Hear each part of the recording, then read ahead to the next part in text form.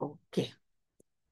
Kita teknik menjawab ujian bertutur individu. Okey. Pertama, calon akan berada di satu bilik yang kita panggil dia bilik menunggu. Jadi, calon akan berada di sini. Ni bilik menunggu. Apa yang calon akan buat di bilik menunggu? Okey, calon akan berada di bilik menunggu dan akan ada uh, guru ataupun gurulah yang akan beri kamu uh, petikan. Bila kamu dipanggil, kamu akan bersedia 3 minit sebelum dipanggil ke bilik sebenar. Jadi pada ketika kamu dapat petikan tersebut, baca dan teliti petikan dengan baik. Kamu perlu bersedia untuk membaca di hadapan uh, pentaksir. Okey. Kamu ada masa sebelum kamu jumpa pentaksir, kamu ada masa 3 minit. Jadi kamu dapat petikan tu jangan sambil lewa. Kamu kena tengok petikan tersebut, baca satu persatu, cuba baca dengan uh, intonasi yang baik ataupun digalakkan membaca dalam bahasa baku. Okey, gunakan bahasa baku ataupun bahasa yang jelas.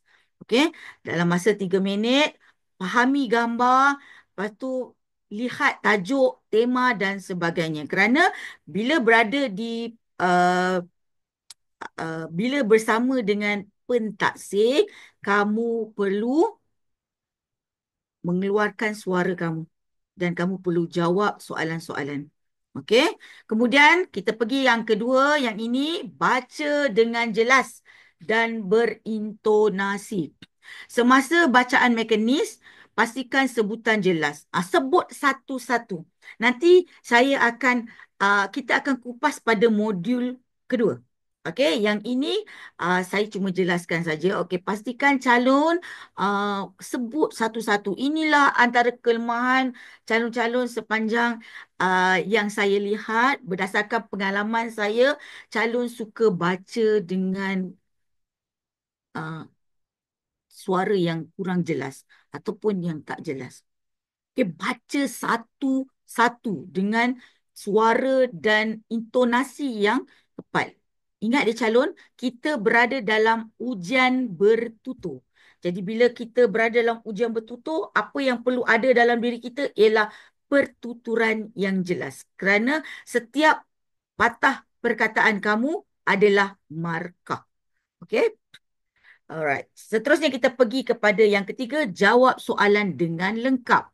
Berikan jawapan yang lengkap dan berstruktur dalam ayat penuh. Okey?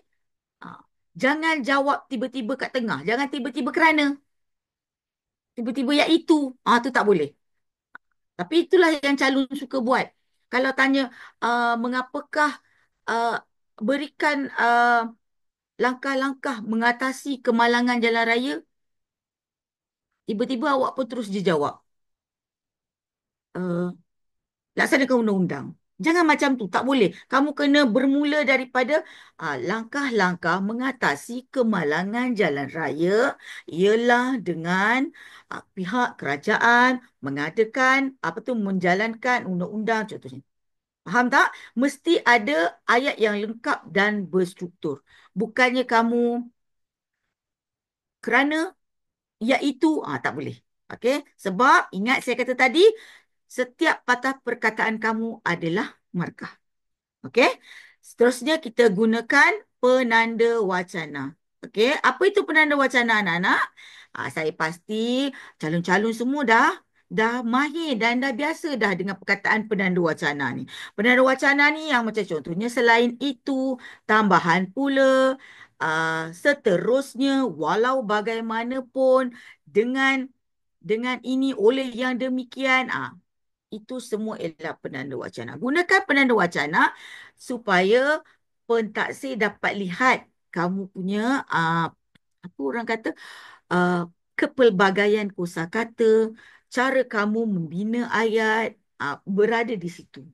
Dan jadi pentaksir boleh bagi markah yang baik ataupun yang bagus kepada kamu. Okey? Tengok tu dekat bawah tu. Berlatih di hadapan cermin. Ini maksudnya awak buat ni bukanlah waktu yang exam tu, waktu yang ketika kejadian. Berlatih di hadapan cermin atau bersama rakan ni berlatih di sebelum peperiksaan sebenar berlaku.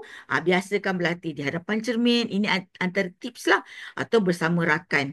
Untuk lihat, saya tahu agak gugup bila berada dalam bilik peperiksaan, kamu akan merasa gugup, gemetar dan sebagainya. Jadi kamu boleh berlatih untuk pertingkatkan kamu punya uh, apa orang kata, uh, semangat tu lah, motivasi untuk nak bercakap dengan orang. Sebab nak bercakap dekat dengan orang ni memang kadang-kadang gugup, kamu takut jadi hilang semua idea kamu kan. Okey, jadi berlatih. Okey, kita pergi yang seterusnya.